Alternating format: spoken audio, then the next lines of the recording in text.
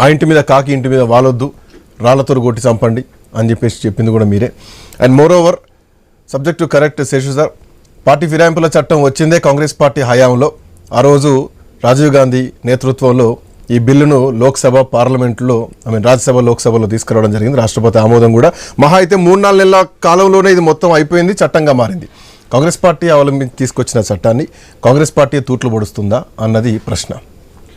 సరే, ఈరోజు వీళ్ళందరూ ఉప ఎన్నికలు అని మళ్ళోసారి ఓడిపోవడానికి ఉర్లూతలుగుతున్నట్టున్నారు. అది సెకండ్.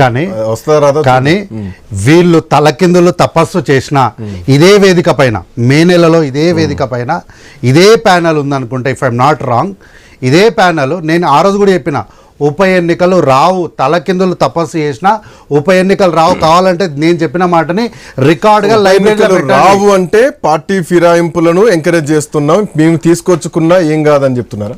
అసలు పార్టీ ఫిరాయింపే జరగలేదు సార్. ఎవరైనా ఎక్కడైనా ఎమ్మెల్యేలు కాంగ్రెస్ పార్టీ బ్యానర్లు వేస్తే కూడా మావి తీసేయండి అని చెప్పి కార్యకర్తలు చెప్తున్నారని ఈ టీఆర్ఎస్ పార్టీ వాళ్ళే చెప్పిండ్రు, మేమేం చెప్పలేదు. ఈ టీఆర్ఎస్ పార్టీ వాళ్ళే ఆడ ఉన్న బ్యానర్ని చింపేసిండ్రని వీళ్ళే మాట్లాడుతున్నారు. కాబట్టి ఈరోజు పిఎస్సి కమిటీ చైర్మన్ గా అంటే ఇవన్నీ వింటే ఏమనిపిస్తుంది, కాంగ్రెస్ పార్టీ దగ్గర సమాధానం లేక మా పార్టీ కాదు అని చెప్పలేకపోతున్నారా? సమాధానం ఏంది? సుప్రీంకోర్టు ఇన్వాల్వ్మెంట్ అయిపోయింది, డిజాల్వ్ చేయడానికి రెడీ టు డిజాల్వ్. అంటే ఇక్కడ ఈ వ్యవస్థల గురించి కూడా మాట్లాడదాం. శేషు గారిని అడుగుతాను అంశం, కాంగ్రెస్ పార్టీ ఎమ్మెల్యేలను చేర్చుకొని కూడా చేర్చుకోలేకపోతున్నా, మేము మా ఎమ్మెల్యేలు కాదని చెప్పుకోలేనట్టు పరిస్థితులకు వచ్చేసిందా? ఎప్పుడైనా మేము చెప్పినామా ఈ ఎమ్మెల్యేలు కాంగ్రెస్ పార్టీలో? ఒక గేట్ ఎత్తితేనే ఇంతమంది వచ్చారు, పూర్తి గేట్లు ఎత్తితే బీఆర్ఎస్ పార్టీ ఖాళీ దానం నాగేందర్ ఐ థింక్ వచ్చినప్పుడు మేము అంటే ఒక దానం నాగేందర్ గారు వచ్చినప్పుడు ఏమన్నారంటే, మేము గేట్లు ఎత్తితే మొత్తం మీ దగ్గర ఖాళీ అవుతుందని in the flow of speech లో మాత్రమే అసెంబ్లీలో మాట్లాడినారు, అంటే కౌంటర్ అటాక్ లో మాత్రమే మాట్లాడినారు. ఈ రోజు ఎమ్మెల్యేలే మేము మీ పార్టీలో ఉన్నాము అని చెప్పినాక వీళ్ళు మళ్ళీ వాళ్ళు మా పార్టీలో లేరని ఎట్లా చెప్తారు?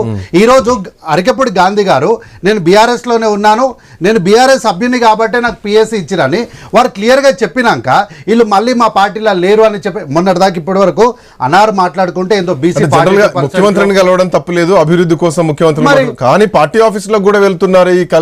ఎవరు వచ్చారు గాంధీ భవన్లకి? ఎవరు గాంధీ భవన్లోకి వచ్చిన వాళ్ళు ఎవరు వచ్చారు సార్? ఇప్పుడు ప్రజలు చాలా మంది గాంధీ భవన్ లోకి వస్తారు.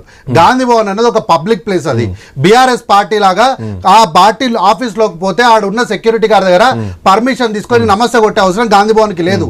గాంధీ భవన్ లకు ప్రతిపక్షాలు బీఆర్ఎస్ఏ కాదు, బీజేపీ వాళ్ళు రావచ్చు, సిపిఐ వాళ్ళు రావచ్చు, లోక్ సత్తా వాళ్ళు రావచ్చు, ఎవరైనా గాంధీ భవన్లోకి రావచ్చు.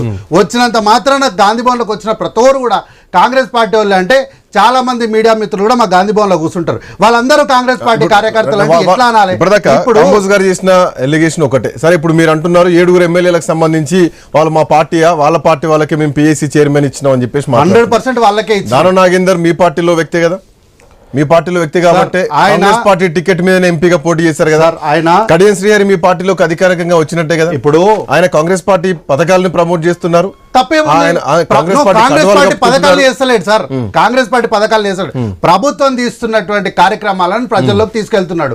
శాసనసభ్యుడిగా ఆయన ప్రభుత్వం ఏదైతే కార్యక్రమాలు చేస్తుందో ఆ కార్యక్రమాలు కాంగ్రెస్ పార్టీ ఎమ్మెల్యేలతోటే కాంగ్రెస్ పార్టీలోనే ఉన్నారు, కాంగ్రెస్ పార్టీ తరపునే బీఫామ్ ఇప్పించుకున్నారు.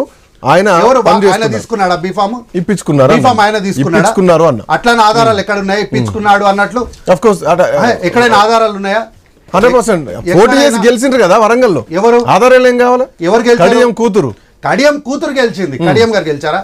కడియం శ్రీ పార్టీలో లేరంటున్నారా సార్? ఇప్పుడు పొంగులేటి కుటుంబంలో శ్రీనివాస్ రెడ్డి గారు మా పార్టీలు ఉన్నారు. అదే పొంగులేటి సుధాకర్ గారు ఈరోజు బీజేపీలో లేరా? డికే అరుణ గారు ఒక పార్టీలో ఉంటారు, వారి కుటుంబానికి సభ్యులు ఇంకో పార్టీలు ఉంటారు. పార్టీ కార్యక్రమాలకు అటెండ్ అవ్వడం వేరు, బీఆర్ఎస్ పార్టీ కార్యక్రమాలకు అటెండ్ అవ్వడం వేరు. అయితే ఆయన ప్రభుత్వం చేసిన కార్యక్రమాలకు మాత్రం అటెండ్ అయ్యిండు. అయితే కడియం శ్రీహరి గారి విషయం చెప్పినారు కాబట్టి మీకు విషయం చెప్తా.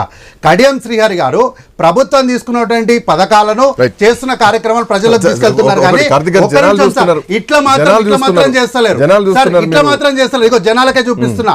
ఇది పాడి కౌశిక్ రెడ్డి గారు ప్రభుత్వము పారదర్శకంగా ఇస్తున్నటువంటి సీఎం రిలీఫ్ ఫండ్ CMRF చెక్కులని దాచిపెట్టి సంవత్సరం వరకు ఇవ్వకపోతే అక్కడ ఉన్నటువంటి కలెక్టర్ దానిపైన మళ్ళీ సంతకం చేసి ఈ సంవత్సరం మళ్ళీ డేట్ వేసి ఇచ్చిండు. ఇట్లాంటి కార్యక్రమాలు మాత్రం కడియం శ్రీహరి గారు చేయట్లేదు. అయితే ఒక్క నిమిషం సార్, అయితే ఇంతకుముందు అన్నగారు మాట్లాడుకుంటూ ఏందో బీసీల పైన 42% పైన ఏందో రేవంత్ రెడ్డి గారు భయపడ్డారు, మొట్టికాయలు ఏదో అన్నారు. ఇది మేము చేసినటువంటి సర్వే తాలూకు కాగితం, మీరు ఏం గొప్పగా చేసినారో చూపెట్టండి.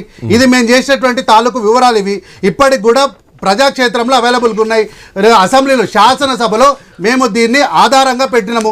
మీరు సకల జనుల సర్వే చేసినామన్నారు కదా, ఒక్కసారి శాసనసభ రికార్డ్స్ తీసుకురండి. ఇంకొకటి హైడ్రా గురించి మాట్లాడి హైడ్రా విషయంలో మాకేదో ముట్టికాయలు వేసారు. ఇదిగోండి సార్, ప్రధానమైనటువంటి ఇంగ్లీష్ పేపర్ రాసినటువంటి వార్త ఇది. హైడ్రా పైన పొగడ్తలతో ముంచేస్తుంది ఈరోజు నేషనల్ మీడియా. ఒక్క నమస్తే తెలంగాణ, ఒక టీ న్యూస్ తప్ప అందరికీ కూడా హైడ్రా విషయాలు ఏందో తెలుస్తుంది. అయితే ఈ రోజు వాళ్ళు ఏదో సుప్రీంకోర్టు ఇచ్చినటువంటి తీర్పు మాదేదో పెద్ద గొప్పగా వచ్చేసింది ఇక అని చెప్పి వాళ్ళు ఈ రోజు తాళాలు కొడుతున్నారు. అయితే సార్ ఇక్కడ ఏమన్నా తెలుసా, కోర్టు ఏమన్నా తెలుసా, తెలంగాణ హైకోర్టు డివిజన్ బెంచ్ ఇచ్చిన తీర్పును సుప్రీంకోర్టు కొట్టేసింది. పార్టీ మారిన ఎమ్మెల్యేల పైన న్యాయస్థానమే అనర్హత వేటేయాలన్నటువంటి పిటిషనర్ విజ్ఞప్తిని సర్వోన్నత న్యాయస్థానం తోచిపుస్తుంది అని మాత్రమే చెప్పింది. దాంతోపాటు 90 రోజుల్లో మీరు నిర్ణయం తీసుకోండి సార్ అని. దానికి స్పీకర్ గారికి అక్షంతలు వేస్తారు, అదేస్తారు, ఆ చైర్కి గౌరవము. వీళ్ళు స్పీకర్కి ఏం గౌరవం ఇస్తున్నారు సార్? పాడి కౌశిక్ రెడ్డి గారు శాసనసభలో ఒకసారి మీకు తెలిసే ఉంటుంది కదా, మీరు అంటే ప్రజలైతే మీరు అవుట్పుట్టే చూస్తారు, కానీ జర్నలిస్టులు అయితే ఇంటర్నల్గా కూడా చూస్తారు కదా.